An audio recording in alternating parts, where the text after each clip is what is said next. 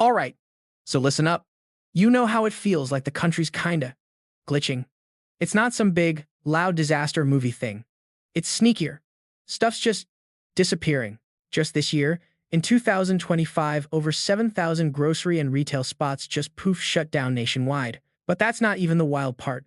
The real kicker is the nearly 30 million Americans who are now stuck in food deserts, which is a fancy way of saying the nearest decent supermarket is a 10 or 20-mile road trip away. Seriously, imagine waking up and your go-to store is just boarded up forever. Oh, and by the way, prices on everything are up by 40%, just for fun. So now you're driving twice as far to get basic stuff. This is way bigger than a few empty storefronts. We're talking about grandparents, working families, and whole little towns getting totally ghosted in the places they've lived their entire lives. What you're about to see isn't just some boring list of bankrupt companies. Nah. This is the real story of the 10 biggest grocery chains in the U.S. that completely ate it, and more importantly, the actual reasons they went down in flames. These are basically warning signs for a future most people are not ready for. So buckle up, the insanity starts at number 10. A&P, the spectacular death of a grocery giant that hung on for 156 years. Look, some brands are more than just a store. They become a core memory, baked into your childhood and daily life for millions of people born before the 1970s. A&P wasn't just a shopping trip, it was a whole vibe. Just hearing the name could almost make you smell fresh bread, hear the rattle of those old metal carts, and remember what it felt like to live in a less chaotic America. That's why it hit different when a company that had over 16,000 locations just imploded. This was a business so massive that Time magazine once called it the most important company in America for the entire 20th century. So when A&P went bankrupt, not once, but twice, it stopped being just another business failure. It became a giant, flashing red light for the whole grocery game. At its heart, A&P had a problem that anyone over 50 knows way too well. Their bills were piling up way faster than they could adapt. Between 2000 and 2010, rent for their city stores shot up nearly 18%. Gas prices spiked by as much as 29% in some years, making deliveries a nightmare, all while their profit margins were ridiculously thin, usually stuck between just 1% and 2%. When your entire profit is just a couple of pennies on the dollar, even a tiny change can totally wreck you. What was once this unstoppable empire slowly became a clumsy, expensive dinosaur that couldn't move fast enough to stay alive. At the same time, how people shopped was changing, especially after the huge economic dumpster fire in 2008. The middle-income families, who were A&P's loyal customers, started looking for better deals. They went to Walmart for cheaper prices, Costco to buy in bulk, and Aldi to feel like they weren't getting completely ripped off. It wasn't that people stopped liking A&P. It just cost more, usually 7 to 15% more than the competition. And as everyone's bills kept going up, people had to choose between being loyal and, surviving. Nostalgia doesn't pay your electric bill, your gas, your medical costs, or the relentless inflation that makes everything more expensive every day. By 2015, the whole thing was a complete train wreck. The bankruptcy papers show they were over $2.3 billion in debt. Their suppliers started demanding cash up front, the shelves got emptier and sadder, and even the employees who'd been there forever basically said, "It's just not the same anymore." When the last 296 stores closed, the real impact wasn't on some spreadsheet. You saw it right away, out in the real world. Entire towns became food deserts overnight. This wasn't a what-if scenario, it was happening. In places like New Jersey, Pennsylvania, and New York, suddenly grandma and grandpa had to drive 20 or even 30 minutes farther just to buy milk and bread. All the small shops nearby lost their customers and closed down, too, and all those older employees lost their jobs and had no shot in a job market that didn't want them. A&P didn't go out with a big, dramatic explosion. It just sort of faded away, the way a lot of American things do quietly, one closed store at a time, until one day you look up and realize something familiar is just gone for good. What really spooks people over 50 isn't just that a store they like failed. It's the fact that a 156-year-old titan, a company that used to dominate the country, could still get wiped out because it was too slow to keep up with how fast the world was changing. And that ugly truth kinda sets the stage for everything else. If a giant like A&P couldn't make it, then you have to ask yourself in 2025, is any grocery store in this country really safe? Number 9. Fresh and Easy. A perfect example of what happens when a global corporate giant completely whiffs on how Americans actually buy food. If A&P's downfall was like watching a piece of history crumble, Fresh and Easy was different. It was a hilarious lesson in corporate arrogance. This was a huge international retailer that was 100% sure it could just fix American grocery shopping. with nothing but spreadsheets and PowerPoint presentations. Back in 2007, Tesco, which was the third biggest retailer on the planet, decided to invade the U.S. market, and they were not shy about it. Their big idea was to launch a sleek, minimalist, self-checkout grocery store based on British efficiency. The suits in the boardroom were convinced that Americans would fall in love with the neat aisles, the pre-made meals, the fair prices, and the whole grab-your-stuff-and-leave experience. On paper, it probably looked genius. In reality, it was a total car crash. Within just a couple of years, pretty much every single one of their big ideas fell apart. Fresh and Easy opened more than 150 stores across California, Nevada, and Arizona, but shoppers just weren't buying it literally. The company was all in on prepackaged meals, but a lot of American shoppers, especially the older ones, wanted something else entirely. For them, buying fresh food means you actually touch the produce, you smell it, you ask questions before you buy it. People who were used to asking someone about the meat or when the fruit would be ripe walked into a store designed to avoid human interaction at all costs. To most shoppers, that didn't feel innovative. It just felt cold, weird, and kind of off-putting. So they walked out. Later on, the numbers proved it. The average Fresh and Easy store was pulling in only about half the money Tesco thought it would, and their operational plan just made everything worse. The one-size-fits-all warehouse system they used worked great in Europe, but it was a joke when faced with the massive size of the American West.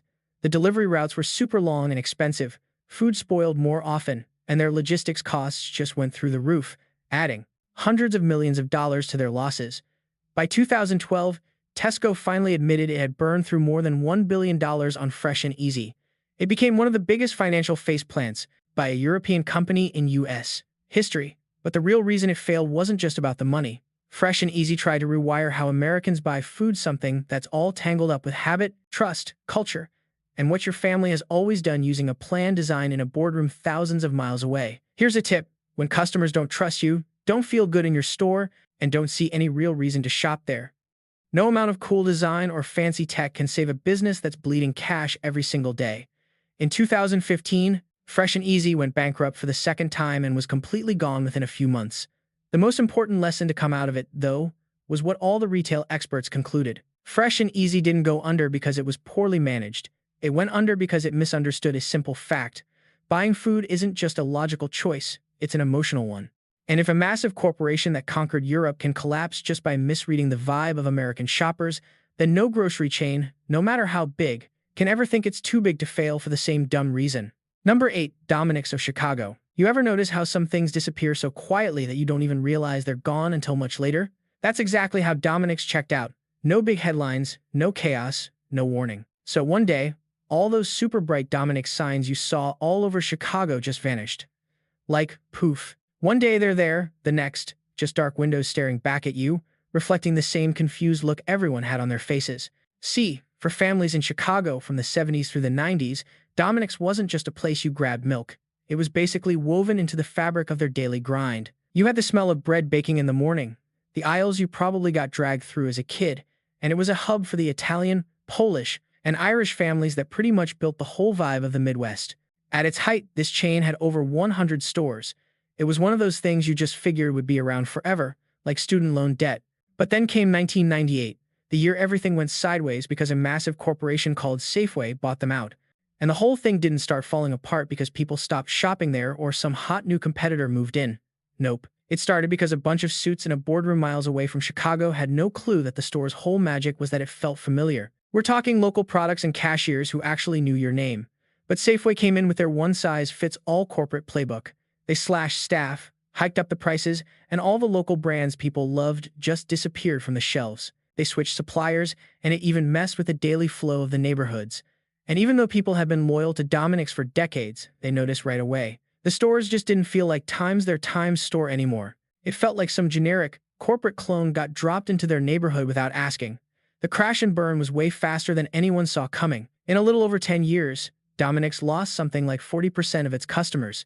You'd read reports in the Chicago Tribune about how the aisles were dead, the parking lots were empty, and all the old regulars were now going to Jewel, Osco, Aldi, or Mariano's, places that still felt like they belonged to the community. By 2013, Safeway just threw in the towel and shut down the entire chain. That was it. Almost 95 years of history, gone in an instant. For a lot of Chicagoans, losing Dominick's wasn't like a business closing. It was like a death in the family. The part that really stung wasn't just that it failed financially. It was knowing that a chunk of the city's identity got erased, not because people gave up on it, but because the new corporate owners turned their back on the very people who made it a success. Even now, there are neighborhoods that still feel that void, which leaves a pretty big question for anyone who's ever lived in Chicago. Did you have to watch a Dominick's get boarded up in your neighborhood? And when it was gone, did everything feel a little off?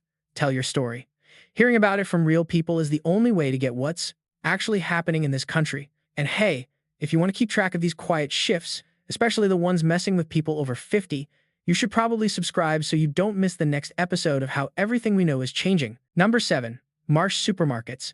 Out in Indiana and Ohio. Look, some grocery stores die off because they get old and nobody wants them. Marsh was not one of those. Marsh didn't get beaten by the competition. It got taken apart, piece by piece, by the very executives who were supposed to be keeping it alive. For nearly 100 years, this place was the go-to for dozens of towns. Back in the 70s and 90s, it's where your mom grabbed stuff for dinner, where old folks went for milk and a chat, and where basically every teenager got their first terrible job. With almost 150 stores and thousands of employees, Marsh was a solid, dependable part of life. It wasn't just selling you groceries, it was setting the whole rhythm of the day, across the Midwest. Then it all started to go to hell the second a private equity firm bought them. From there, it's a story you've heard a million times in America. The new owners didn't see a community grocery store, they saw an ATM.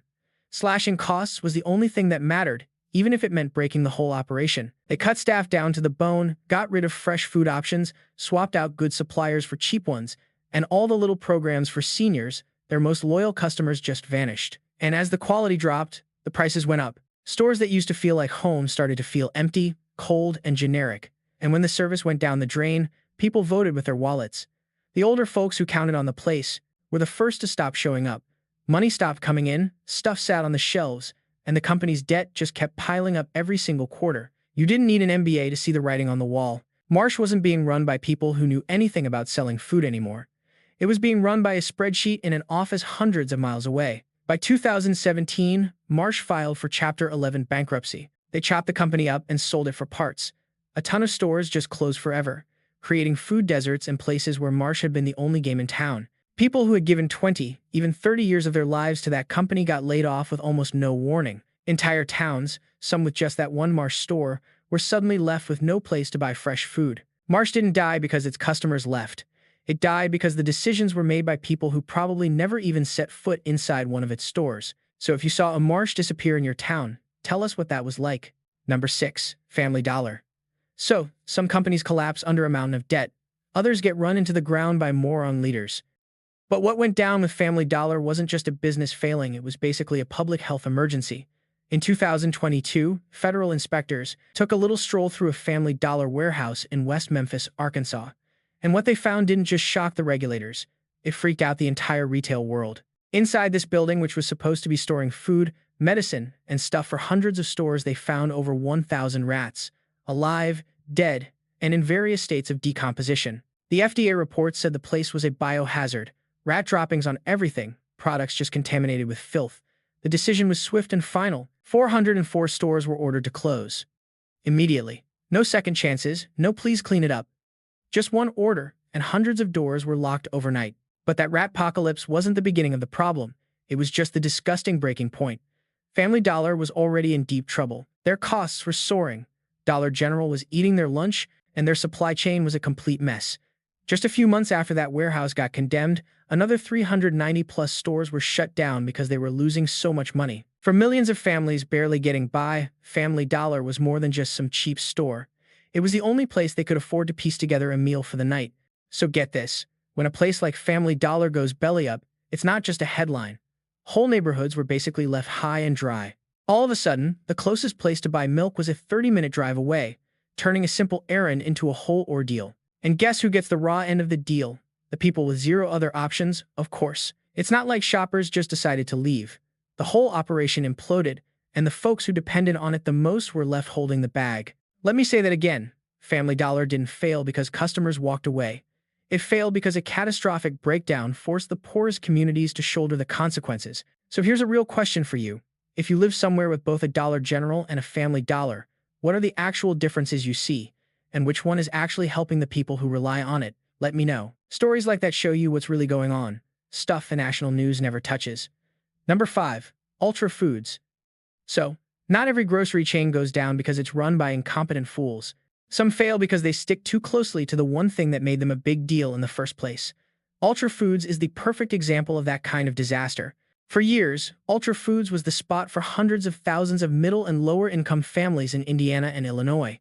It was the kind of store where you could fill a whole cart for about two-thirds of what you spend at a normal supermarket. People built their entire weekly budget around that promise. The whole company ran on razor-thin profits. Their entire strategy depended on selling a massive amount of stuff really, really fast to stay in business. But that kind of model is a house of cards. It only works as long as your costs never, ever go up. So get this, their entire business model was basically a prayer that prices would never, ever go up. When inflation finally hit and their suppliers jacked up prices, Ultra Foods was totally stuck. If they raised their own prices, their customers would have bounced instantly. Any little economic hiccup just squeezed them harder because the whole operation could only work if everything stayed dirt cheap. And while Ultra Foods was desperately trying to play statue with its price tags, everyone else was leveling up. Walmart just steamrolled them with its sheer size, and Aldi was running circles around them, with operating costs so low they were basically magic. Then you had Meijer flexing with a distribution network that was actually built in this century. Ultra Foods was completely cornered, with no cash to fight back, and no room to pivot. By 2017, the last stores just, poof, gone. It wasn't some big, dramatic explosion, just a budget grocery store getting quietly deleted by an economy where costs were rising way faster than they could handle. And it makes you wonder now, with inflation being this constant nightmare, which one of these ultra low-price guys can actually make it long-term? Is it going to be Walmart, Aldi, or some other new player we haven't even seen yet? Thinking about how they all stack up kinda tells you more than just staring at spreadsheets ever could. Number 4. Jitney Jungle. Down south, this place was, like, part of the furniture. From Mississippi to Alabama, it just blended into the background of everyday life. Those faded green signs, the skinny aisles that were weirdly comforting, making a weekly run, there was a core memory for families going back almost 100 years. But here's the thing, nostalgia doesn't pay the bills, numbers do. In 1996, some finance bros bought the company in one of those super leveraged deals, and that was the beginning of the end. The company started racking up debt faster than it was selling groceries. Operating costs were through the roof. The chain was dragging around these ancient warehouses and a distribution system that was probably powered by steam, and their tech was a joke compared to what everyone else was using. It was a total pressure cooker. And in the grocery game, where you're lucky to make a 1 to 2% profit margin, there's zero wiggle room for that kind of mess. While giants like Walmart, Kroger, and Publix were micromanaging their efficiency down to the last fraction of a cent, Jitney Jungle was just stuck, trapped between its old-school way of doing things and a mountain of loans that were squeezing the life out of it. Just 4 years later, in 2000, they filed for bankruptcy. The stores got chopped up and sold off, and the name just vanished. Almost a century of history, just erased.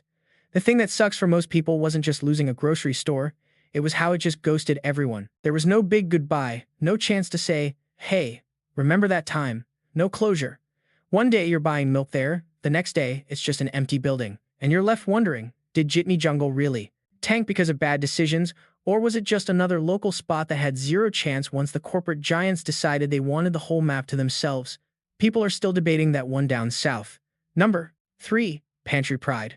Okay, so long before Walmart became the final boss and before Aldi came in and completely changed the discount game, the East Coast had its own champion.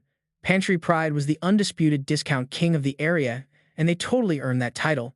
At their peak, Pantry Pride was running about 440 stores, which put them in the top 5 biggest grocery chains in the entire country. If you were around Florida, New Jersey, or Pennsylvania back in the 1970s and 1980s, you definitely pushed a shopping cart under their bright orange and yellow logo at some point. But, no empire lasts forever. Pantry Pride didn't just implode overnight. It was more like a death by 1,000 paper cuts from their own terrible decisions. The company grew way too fast, took on way too much debt, and just stubbornly held onto its old business model while the entire industry was hitting the accelerator. The whole grocery world was changing on them. Supercenters were popping up, new tech was revolutionizing logistics, and slicker discount chains showed up with way leaner operations. Pantry Pride's brilliant response was to slash prices even more and cut expenses, but there was nothing left to cut. Their profit margins were already non-existent. The debt just kept growing, the stores started looking sad and old, and the loyal customers slowly started to drift away. Bankruptcy was pretty much a sure thing. The end wasn't dramatic at all, especially for a brand that was once so huge. There was no big collapse, no public meltdown, just a name that used to be on top quietly turning off the lights for good. Now, Pantry Pride is basically just a story older folks on the East Coast tell about the time they had their own version of a huge national supermarket. And it kind of leaves you with a question that still hits home today. Did Pantry Pride fail because the world changed too fast? Or did it fail because it decided to take a nap in the middle of a marathon? The fact that we don't know is part of its whole story. Number 2. Carter's Foods. In all these little towns across Michigan, the name Carter's Foods used to mean something, like the way you trust your family doctor. For almost 80 years, it was where you went to figure out what was for dinner, bump into your neighbors, get the local gossip, and just feel that steady, comfortable rhythm of life in the Midwest. It wasn't trendy or new. It was just reliable, as predictable as a blizzard in January.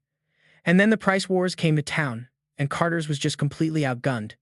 When Walmart decided to invade Michigan, it brought its low-price, massive-scale playbook that was perfected down to a science. Instantly, every local grocery store was fighting for its life. But that was just the first punch. The second one was the knockout. Meijer, which is Michigan's own homegrown giant, started rolling out its 24-hour supercenters everywhere, putting groceries, clothes, and a pharmacy all under one roof. It was a triple threat of convenience, size, and price that Carter's had no answer for. On price, they lost. On scale, they got crushed. On how fast they could move products, it wasn't even a contest. I mean, a local chain with just a handful of stores can't go head-to-head with two retail titans that have futuristic logistics, massive warehouses, and basically a blank check to spend. With grocery profits already being ridiculously thin, the pressure just became too much. Carter's Foods ended up going bankrupt, but the real mess was what it left behind. In a bunch of towns up in northern Michigan, Carter's was the last real grocery store for miles. When it shut down, suddenly older folks had to drive forever just to get basic stuff. Low-income families couldn't get affordable food anymore. And these little towns lost their meeting spot, the one place that kind of held the community together. So the question that's still floating around is a tough one.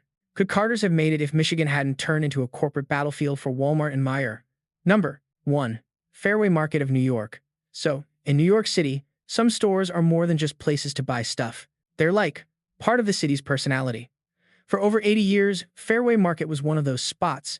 It didn't need flashy commercials or some big national brand. You just had to experience it. That smell of coffee beans being roasted right there in the store, these giant towers of fancy cheese from all over the world, the ridiculously long lines of impatient New Yorkers all crammed together at the deli counter. Fairway was 100% New York, the kind of thing no big national chain could ever fake. But Fairway's big screw-up was a classic. They let Wall Street guys get their hands on a brand that was never supposed to be treated like a stock ticker. Around 2010, these investment firms started pushing Fairway to expand like crazy. The chain went from 5 locations to 15 in no time, and their costs went through the roof. They racked up over $300 million in debt.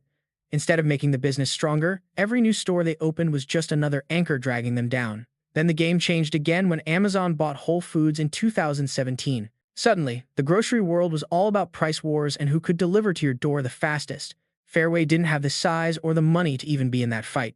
The pressure was just insane. In 2016, Fairway declared bankruptcy for the first time. 4 years later, they did it again. Legendary spots on the Upper West Side, in Harlem, and in Red Hook just vanished, like, overnight. When New Yorkers lost Fairway, it was more than just a grocery store closing. It was like a piece of the city's whole vibe just vanished, a daily routine that was suddenly gone. And that leaves you with a really awkward thought. I mean, if a legendary spot like Fairway, which was practically part of New York's DNA, couldn't make it, what shot do any of the smaller, local places really have? Okay, so you just saw a list of 10 grocery stores that used to be everywhere, all gone within a single decade. But the scariest part isn't the names that disappeared, it's what took their place.